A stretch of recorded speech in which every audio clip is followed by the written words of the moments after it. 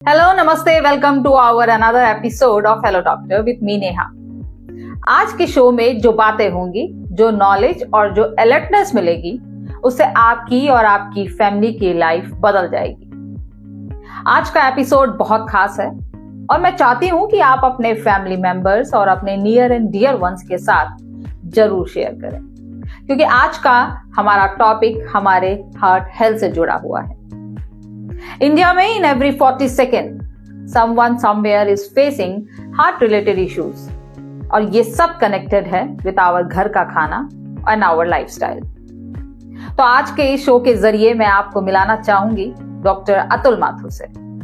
He is an esteemed intervention cardiologist and the chief of the cath lab at Fortis Escorts Heart Institute in India. For the past 28 years, Dr. Mathur has been an integral part of Fortis Escorts. Currently serving as the chairman of cardiology department, his expertise and dedication toward advancing cardiac care have made a significant impact on the lives of many patients. We are fortunate to have a leader of his caliber in the field of cardiology. तो बिना किसी देरी के सीधे मिलाते हैं आपको doctor Atul Mathur से और पूछते हैं उनसे सीधे आपके दिल को हेल्दी रखने का सवाल। हेलो नमस्ते, welcome to our show hello doctor. आज हम एक ऐसे टॉपिक पे बात करेंगे जो आपके लिए बहुत नॉलेजेबल है और फुल ऑफ अलर्टनेस है, क्योंकि और मैं चाहूँगी ये एपिसोड आप अपने फैमिली मेंबर्स और अपने नियर एंड डियर वन को ज़रूर शेयर करें, क्योंकि ये इशू रिलेटेड है हमारे हेल्दी हार्ट से। आज के इस एपिसोड में हमारे साथ one of the finest doctor in Delhi NCR doctor Atul Mathur ji हमारे साथ मौजूद हैं। He is a chairman of cardiology department and he is one of the top most doctor in Fortis Escorts Heart Institute. So सीधे बिना देरी के उनके पास चलते हैं और उनसे जानते हैं उनके बारे में। Hello sir, welcome to our show. Sir, सबसे पहले मैं चाहूँगी हमारे व्यूवर्स को आप अपना एक इंट्रोडक्शन दें। नमस्कार, मैं फोर्टिस एस्कॉर्ट्स हार्ट इंस्टीट्यूट में पिछले 28 साल से काम कर रहा हूँ। I am presently chairman of department of cardiology and chief of the cardiac cath labs, जहाँ एंजियोग्राफी एंजियोप्लास्टी वगैरह के प्रोसीजर्स किए जाते हैं। जी सर। तो सर, अभी मैं जो आपसे सवाल करने जा रही हूँ ये सारे हमारे सर्वेज और थेरेपीज पे सारे डिपेंड हैं। जो भी हमने सर्वे किया है सर, उससे हमारे जो क्वेश्चंस निकल के आए हैं हमारे व्यूवर्स के, तो बहुत ही बेसिक सा पहला क्वेश्चन यही होगा सर कि क्या रीजन हम एक पर्टिकुलर पर्सन ये पता लगा सकता है कि हार्ट अटैक उसको आने वाला है? कुछ ऐसा सिम्टम्स हमारी बॉडी हमें देती है? हाँ, तो this is a very good question, because सबके मन में फियर होता है कि ना मैं ये करूँ या नहीं करूँ, हार्ट अटैक तो नहीं हो जाएगा। स्पेशली आजकल हमने कई एपिसोड सुने हैं जहाँ जिम करके लोग कोलैप्स कर गए, डांस करते करते स्टेज पे कोलैप्स हो गए, हार्ट अटैक हो गए। तो हार्ट अटैक एक्चुअली क्या होता है पहले हमको समझना चाहिए, क्योंकि इसमें काफ़ी लोगों को कन्फ्यूजन है कार्डियक अरेस्ट और हार्ट अटैक के बीच में।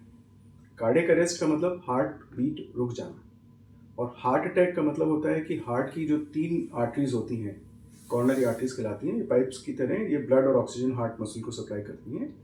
तो इसमें से किसी एक आर्टरी के अंदर एक्यूटली क्लॉट बनने से वो आर्टरी ब्लॉक हो जाए, तो आगे जो हार्ट की मसल को उस इलाके के अंदर ब्लड और ऑक्सीजन की सप्लाई जारी होती है वो एकदम एब्रप्टली बंद हो जाती है। तो उससे उसको सीवियर पेन और घबराहट, पसीना, वो सब होता है। तो उस प्रक्रिया को हम हार्ट अटैक कहते हैं। हार्ट अटैक एक लेटर स्टेज पे होता है। उसके पहले जो हार्ट की आर्टरीज में धीरे धीरे कोलेस्ट्रॉल जमने से ब्लॉकेजेस बनते हैं, मतलब ब्लड फ्लो का रास्ता थोड़ा सा नैरो डाउन होता जाता है।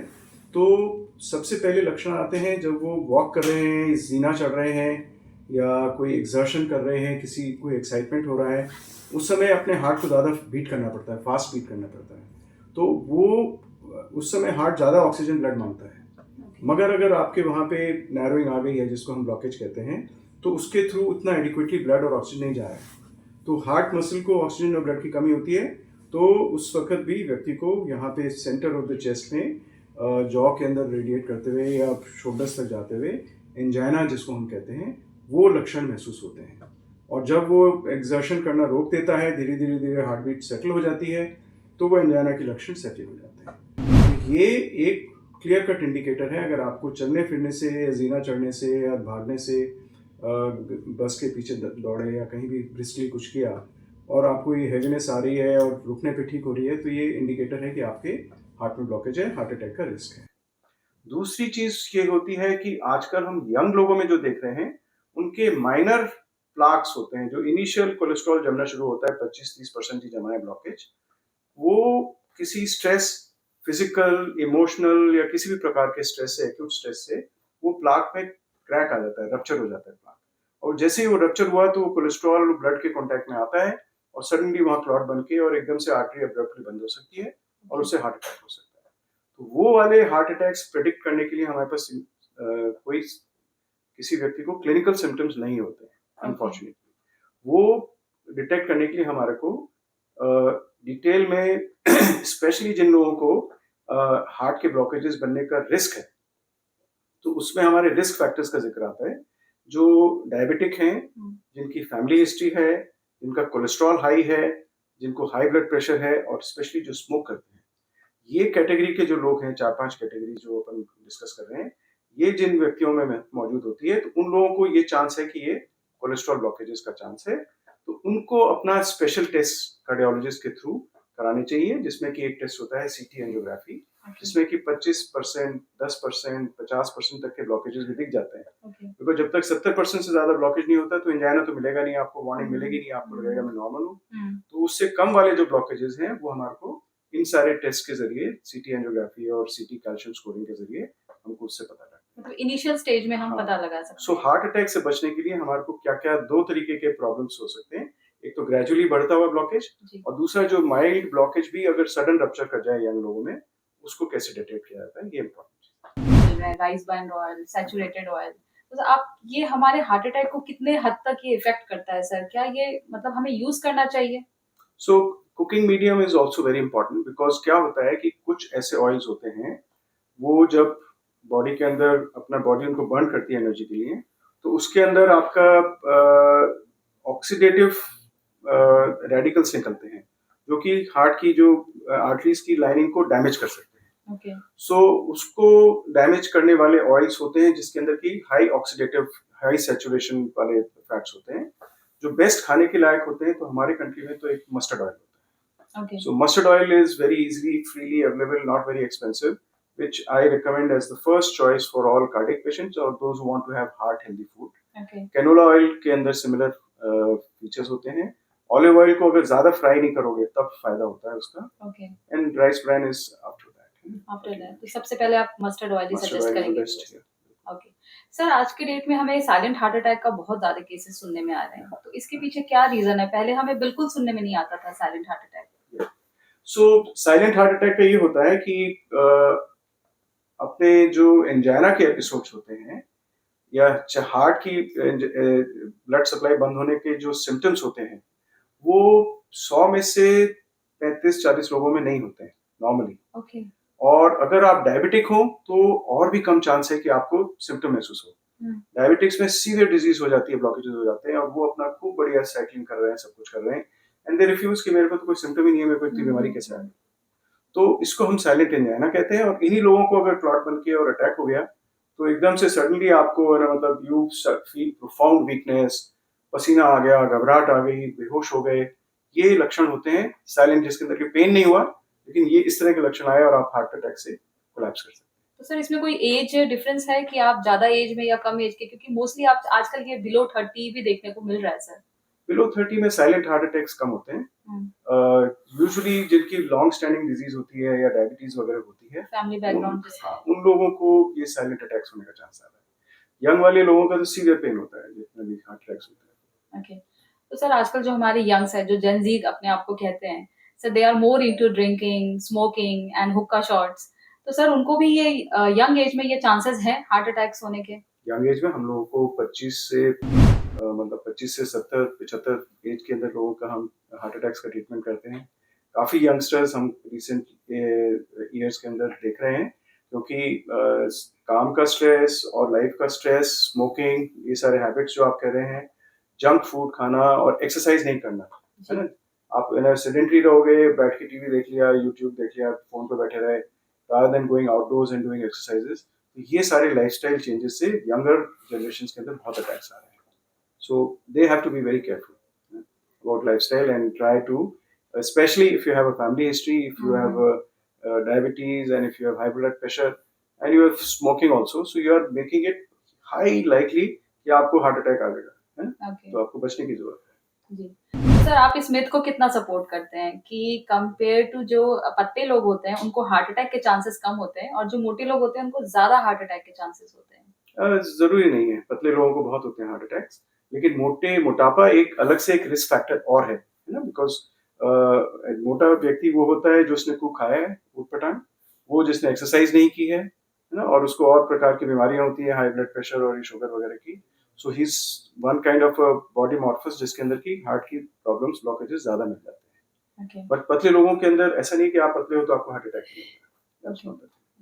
सर, कौन से टॉप 5 आप ऐसे टिप्स देंगे हमारे व्यूअर्स को जिससे कि वो घर बैठे ये इजी स्टेप फॉलो कर सके अपने हेल्दी हार्ट के लिए? सो है ना, इसमें 4-5 चीजें अपन ध्यान रख सकते हैं. एक तो आपका खान पान बहुत इंपॉर्टेंट है ना. तो खान पान में आपका सबसे बड़ा एनिमी है sugar, white sugar. So desserts and चीनी डालना और मिठाइयाँ खाना और तरह तरह की चीजें जो करते हैं हम लोग, सो उससे एक तो मिठाई से दूर रहना है. ठीक है. दूसरा, अपने को फ्राइड चीजों से, जिसमें ना आपने समोसे, कचौरी तल के और भुजिया खा रहे हैं और ये कर रहे हैं, भटूरे खा रहे हैं ना, ये सब जो ऑयल्स होते हैं, ये बर्न्ड ऑयल्स होते हैं, ये अंदर बॉडी में जाके ऑक्सीडेटिव इंजरी करते हैं अपनी आर्टरीज को, है ना. So they cause lot of damage. So मोटा अगर हम देखा जाए तो मलाई, मक्खन, मिठाई, मटन, ये 4 एम हो गए. मलाई, मक्खन, मिठाई और मटन. तो अगर इन 4 एम से आप दूर रहोगे तो 5वां एम माथुर है. तो उससे बच के रहोगे. अच्छा, तो ये तो हो गया आपके खाने का.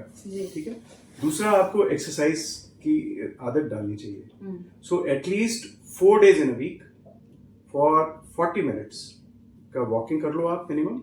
तो that is adequate. You don't have to go for a walk every day और a week. You can't be very rigid about it. अगर आपने 4 दिन भी अगर एक्टिविटी कर ली और एटलीस्ट 40 मिनट तक, जिसके अंदर आप तकरीबन 3-4 किलोमीटर की वॉक कर सकते हो with a normal speed, that is your target. That is what you need to do.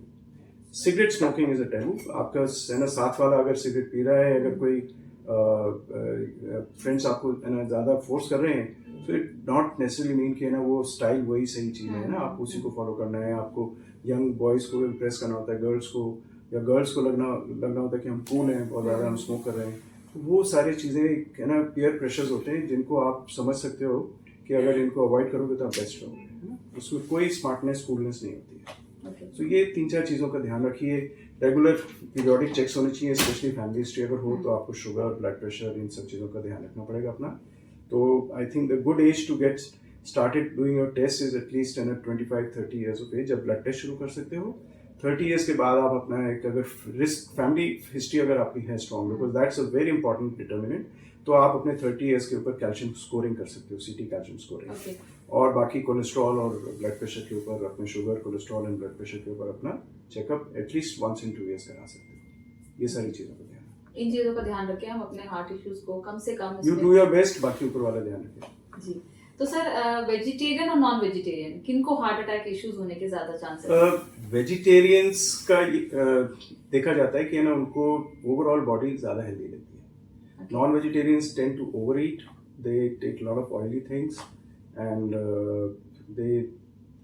they are exercising well and they are burning the fat which they are taking more than the vegetarians, because anything which comes from the plant source is not bad for your body.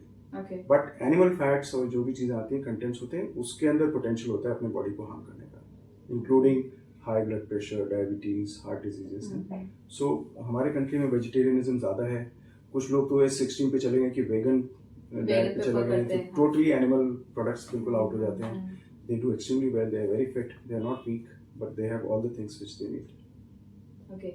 तो sir, जो हमारी जो lifestyle है उसको हम अगर थोड़ा सा चेंजेस करें तो क्या हम अपने इस हार्ट अटैक, इस जैसे इश्यूज को हम मिनिमाइज कर सकते हैं? एब्सोल्युटली.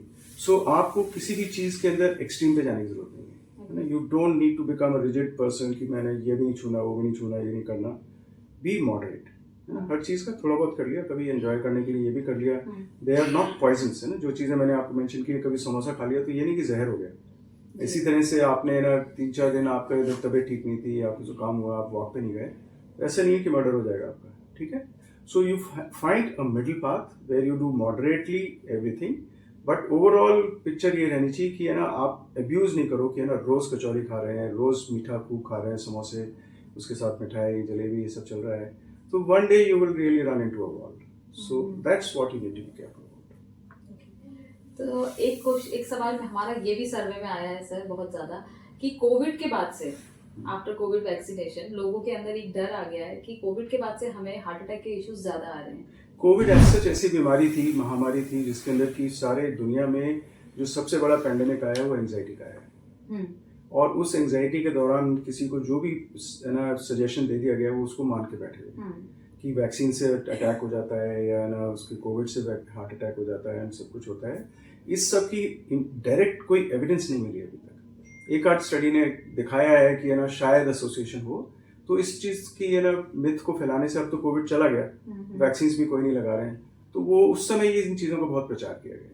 अभी सर लोगों के मन में है ये कि अगर अब वो जो किसी को कोविड वैक्सीन 4 साल पहले लगा उसका भी कोई असर कैसे होगा, है ना, उसका कोई असर नहीं होना चाहिए। तो अभी ये जैसे कि अभी हम जिसको वैक्सीन लग चुका है, जिनको बूस्टर डोज भी लग चुका है, कोई तो क्या इफेक्ट उसका होगा असर, सर? उसकी एंटीबॉडीज बनी है उसके अंदर, दैट्स अबाउट इट, उससे कोई इशू नहीं है। जी बिल्कुल। ओके सर, हमारे और आपके जैसे लोग चाय कॉफी बहुत प्रेफर करते हैं, तो क्या ये भी एक रीजन है हार्ट अटैक होने का? सो चाय में आप हर बार चीनी भर के डालोगे तो आपका बॉडी में शुगर इंटेक बहुत बढ़ जाएगा। So if you can take tea without sugar, then tea is not bad for the heart, and it is good for the heart. Coffee may have a little effect on the causing spasm in the heart arteries. लेकिन हमारे country में काफी लोग coffee भी पसंद करते हैं, चाय ज्यादा पसंद करते हैं। इनमें कोई बहुत ज्यादा हानिकारक चीजें नहीं है, चीनी ना डालो उसमें। सर घर का खाना लोग प्रेफर करते हैं कि बाहर का खाना खाने से हाइजीन भी नहीं होता, कोलेस्ट्रॉल भी बढ़ता है, बट सर क्या घर में भी हम लोग हेल्दी खा रहे हैं? घर में भी नहीं खा रहे, क्योंकि फ्रोजन फ्रूट्स का इतना हमको ट्रेंड लगता है हमने घर में देसी घी डाल लिया तो वो खाना घर का बना हुआ है तो अच्छा है। जी। तो what you put in your food, what is the content of your food is more important. बाहर का ये थोड़ा सा डाउट रहता है कि है ना अगले ने किस क्वालिटी का ऑयल यूज किया है, कितना ऑयल डाल दिया है ना, वो सारी चीजें, because you have no control कि थर्ड पर्सन किचन में क्या कर रहा है। So that is a little red flag. Otherwise, if you are eating a healthy food anywhere, you've got a good selection of choices of eats over wherever you're going, so it can be equally healthy.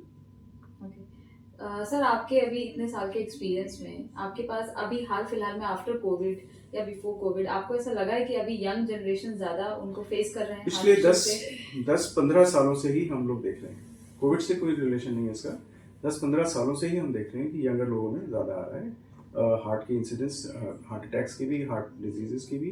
कारण यही है कि जो change lifestyle में आया है उसके अंदर उनका खाना पीना बिगड़ गया है, एक्सरसाइज खत्म हो गई है, स्ट्रेस बढ़ गया है और स्मोकिंग वोकिंग करने लग गए हैं। गर्ल्स बहुत ज़्यादा स्मोकिंग कर रही हैं हमारे कंट्री में। जो अमेरिका में 25-30 साल पहले हुआ था वहाँ उन्होंने उसको एजुकेट कर करके लोगों को उसको रिवर्स किया, वो चीज़ हमारे कंट्री में पिक कर रही है ना, उसको लोग कूल मानते हैं, फैड मानते हैं। So we are seeing all those bad things happening in our country. ऐसे हमारी इकोनॉमी अच्छी हो रही है, ये गलत प्रैक्टिसेस भी उनका ग्राफ नीचे आते जा रहा है। तो सर क्या सजेस्ट करेंगे आप कि बिल्कुल ही मतलब समझदारी करो, स्मोकिंग में क्या रखा है, क्या हम इंट्रोड्यूस कर सकते हैं अपने लाइफस्टाइल में sir? Well avoid these things which are harmful for your body and exercise regularly, है ना। सो आप एक रेगुलर एक्सरसाइज करोगे तो आप बहुत सारी चीजें बॉडी के रेक्टिफाई कर देते हो, कई बीमारियों से बच जाते हो। और कोर एक्सरसाइजेस बहुत जरूरी हैं जिसके अंदर आपकी स्पाइन की मसल स्ट्रांग रहें आगे जाके बुढ़ापे में, वरना वो सबसे ज्यादा परेशान करती है। So walking is the best exercise जिसमें कोर भी अच्छी होती है, कार्डियोवास्कुलर एक्सरसाइज भी होती है और you feel healthy. So walking is very normal, like कोई भी इसको कर सकता है। कैन वॉक, है ना। अच्छे जूते पहनो, बहुत ज्यादा हार्ड या हाई हील्स वाले जूते पहनने की जरूरत नहीं, and that's a very simple way of doing it. Sir एक लास्ट क्वेश्चन, आप अपने हार्ट को हेल्दी रखने के लिए आप क्या फॉलो करते हैं सर? यही सारी चीजों में से मॉडरेटली, है ना, जरूरी नहीं है मैं सारी चीजें बहुत स्ट्रिक्टली ऑब्जर्व करता हूँ। I try to exercise at least 5 days in a week. Okay. और ये मैं अवॉइड करता हूँ कि शाम को 5-6 बजे के बाद मीठा नहीं खाऊं, कार्बोहाइड्रेट्स कम लूँ। तो शाम को प्रोटीन इंटेक ज़्यादा होता है और दिन में अपने कार्बोहाइड्रेट्स का जो भी इंटेक करना है, क्योंकि आप एक्टिव हो, आप बर्न कर रहे हो उसको। So these are a few things. I don't smoke and बाकी अपने साल में एक बार तो ब्लड टेस्ट करा लेते हैं और 4 साल में 4.5 साल में एक बार मैं सीटी एंजियोग्राफी करा लेते हैं। Okay, that's make you. उससे आपको कहीं भी कुछ हरकत शुरू होगी अंदर तो हाँ। पहले पता लगेगी, तो आप थोड़ा ज़्यादा सतर्क हो सकते हैं। Thank you so much, sir, for giving your special time to us. And Most welcome. we are really grateful for you. And definitely हम अपने viewers के पास दोबारा आएंगे फिर से अपने पैनल पे किसी ना किसी डॉक्टर के साथ और पूछेंगे जुड़े हुए आपके सवाल। तब तक के लिए दीजिए इजाजत। नमस्कार। हेलो डॉक्टर, आपका रखिए ख्याल। आज के इस कार्यक्रम के मेहमान डॉक्टर अतुल माथुर, जो कि देश के जाने माने कार्डियोलॉजिस्ट हैं। उनसे अगर आप कोई अपॉइंटमेंट लेना चाहते हैं तो आप अपने favourite doctor Atul Mathur, chairman of cardiology Fortis Escorts heart institute Delhi से अपॉइंटमेंट ले सकते हैं। इसके लिए आपको कॉल करना होगा विभूति शर्मा जी को, और कॉल करने का समय रहेगा सुबह 10 बजे से शाम 5 बजे तक। अपॉइंटमेंट के लिए मोबाइल नंबर है 9818574090। एक बार फिर से सुनिए, 9818574090।